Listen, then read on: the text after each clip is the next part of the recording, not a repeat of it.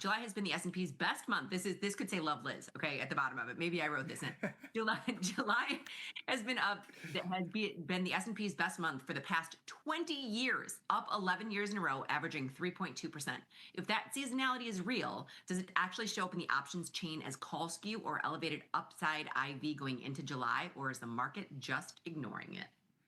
So let's just let me answer the question about July seasonality first. You were asking me yesterday if I could come prepare with some stats. Yes. July has been the best month of the year for the stock market. For the past decade, it's 11 for the past 11, averaging again more than 3%.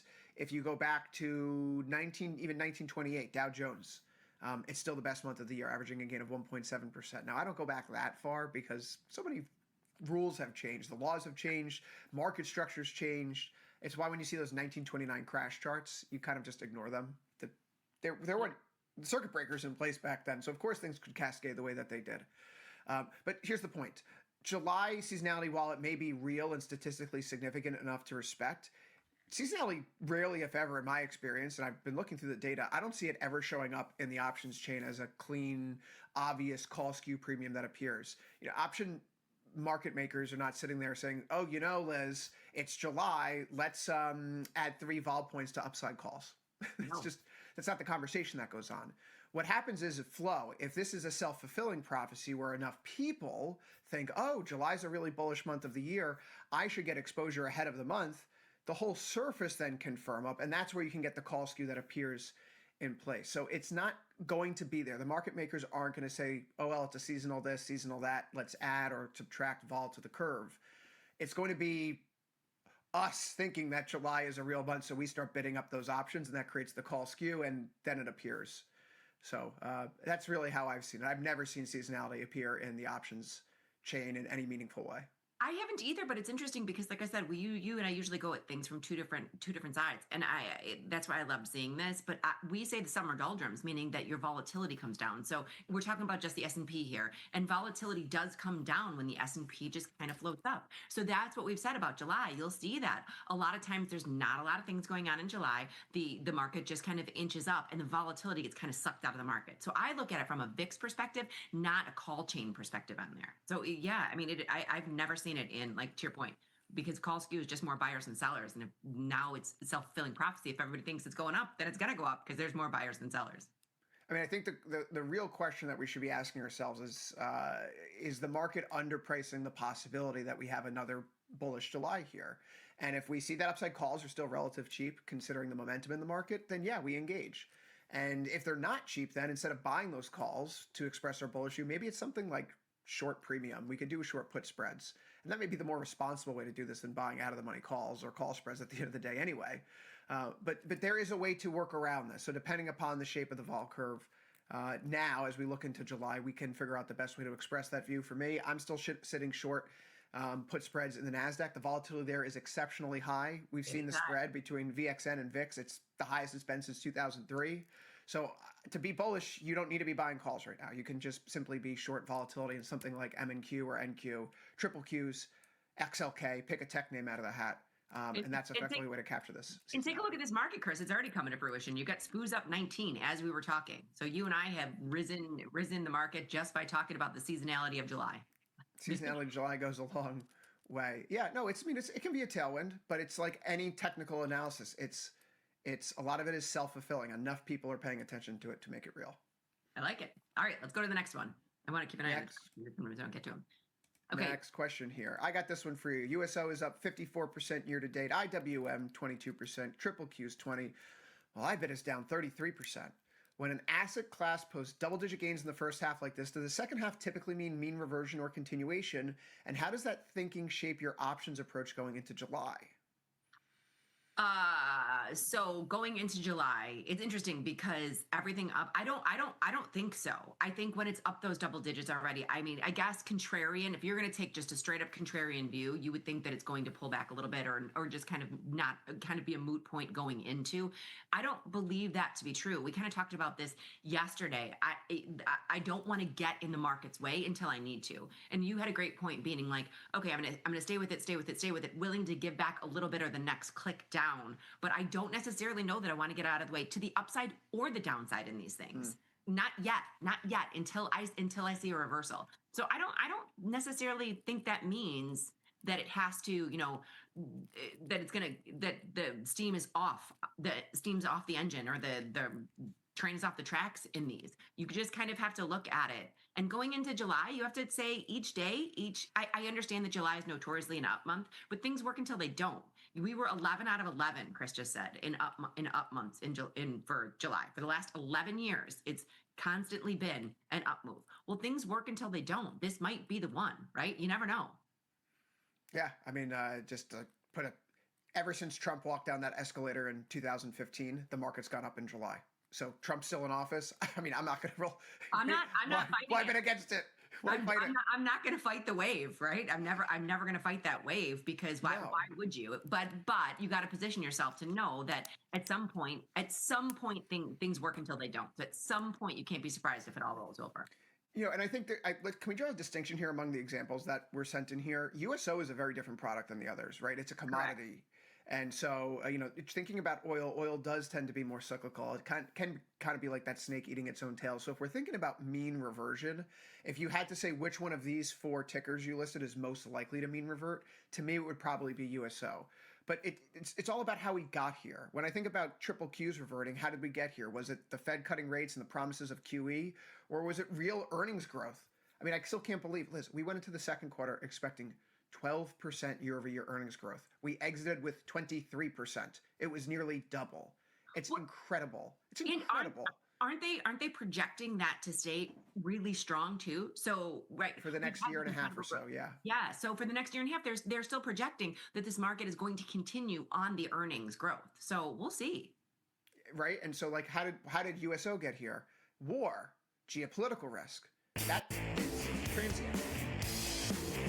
Like the music. I like the music too. Not necessary.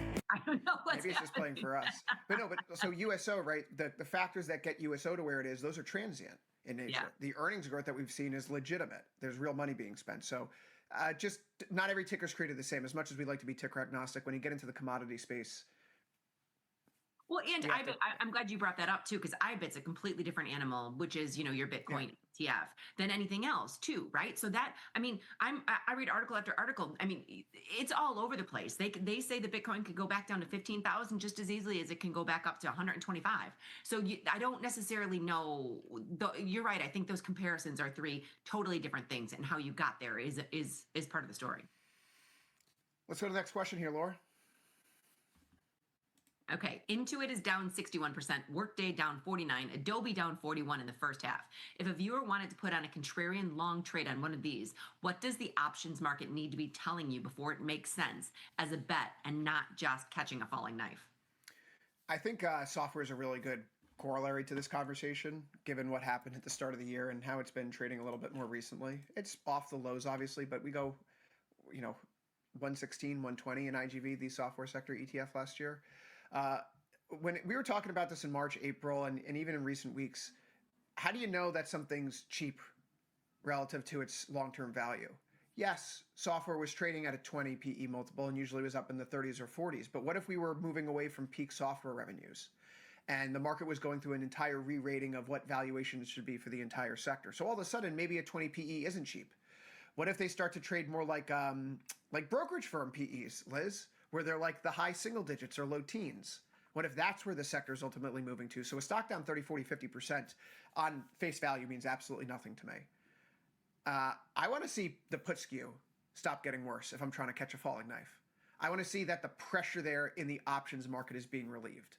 And that is just a feel thing, right? We can look at it on a day-to-day basis. We obviously can pull charts and create the graphs in front of us. But I want to see that happen first in any ticker. I want to see that traders are stopping using the options market as a way to drive price down, and that they're done placing those bets. And then we can talk about balancing out.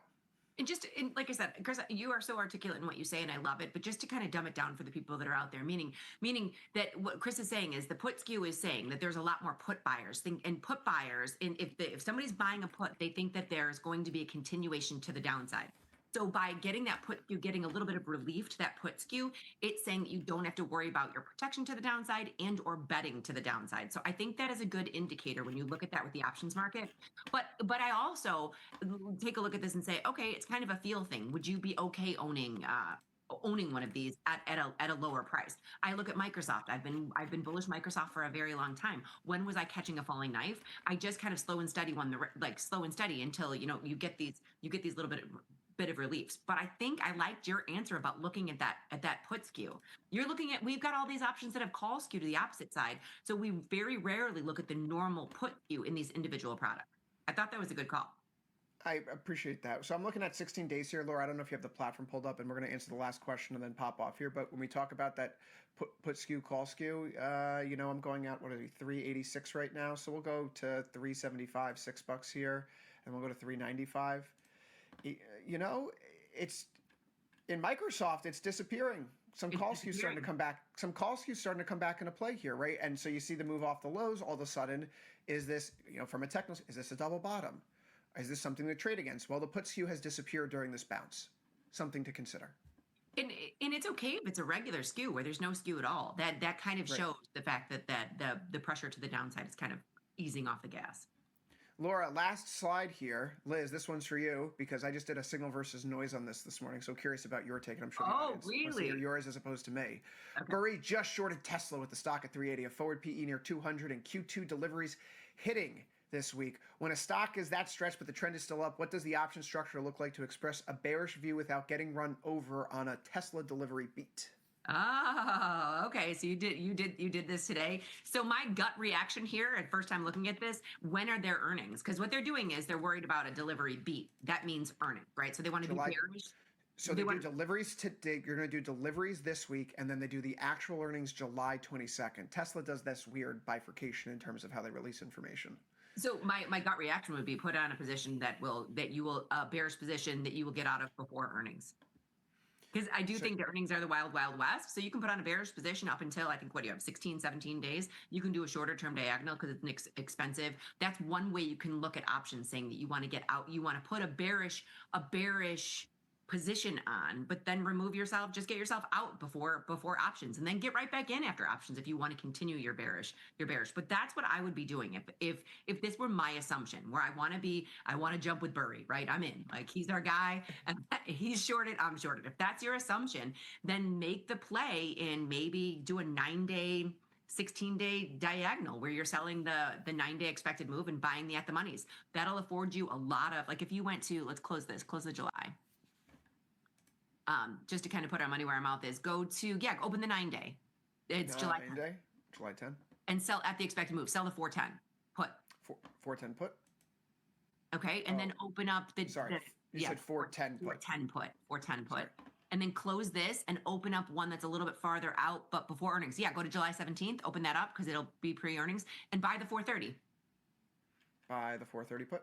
By the 430 put. So here you have a diagonal. You're paying $10 for about $20 wide, right? It's 1030. So you can make about $1,000 here. This is a bearish play pre-earnings, and you would get out of it before earnings. You almost can't go to the analysis page when you cross streams, meaning when you have two different cycles, just because it doesn't play well. But this will give you a bearish play before earnings, and then you're out for the beat, and you can jump right back in right afterwards. That's what's great about this. You can open and close as necessary. Yeah, there is a lot of call skew in here, so I understand the temptation. Maybe you could go out to 500 or so and sell a call spread. It is possible. You also could just buy a put spread because there's so much call skew here. Puts are relatively cheap on the chain right now. Sure. How do you avoid it getting run over? Risk defined. If I'm buying naked puts, they could expire worthless. If I'm selling naked calls, I could absolutely get run over. So anything without the run over condition, Liz, is doing something in a risk-defined manner. You're buying one thing, you're selling another. Like you said, you have your little diagonal here, and that's the same way to express a similar view. Hey, Liz, 4 very detailed questions today from Confirm and Send. Keep sending them in. Research@tastylive.com. Of course, you can just put them in the chat here on the YouTube page. Liz, you and I are done here today. I believe that we are co-hosting the morning show tomorrow. Is that true? I believe so, too. There might be a third. I think we might have a little bit of TP, so we'll see. That's you, me, and TP. It's going to be a fun time. Hey, thanks for tuning in this morning. We're going to take a brief break here on Tasty Live. Come back. Gus and Errol are up next. Liz, see you tomorrow. See you tomorrow. They're at the SIBO.